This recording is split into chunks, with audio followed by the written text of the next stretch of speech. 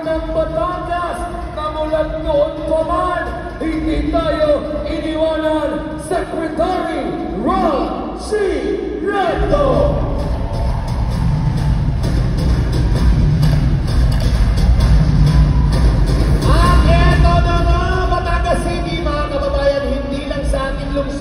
Umiikot ang laban para sa pagbabago.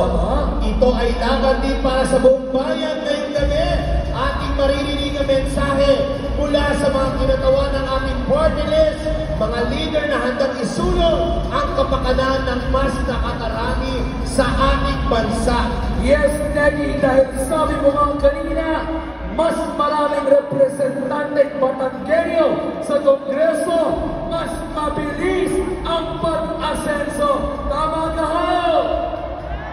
Kaya ngayong gabi, bigyan daan natin ang ating mga espesyal na panauhin, ang mga kinatawa ng party list na may malasakit sa ating lalawigan, mga kasangga at kakampi ng ating Secretary Ralph Recto, mga leader na handang tumindig para sa bawat isang manggagawa, para sa bawat isang transport sector, at sa lahat ng nangangailangan ng sapat na representasyon sa gobyerno.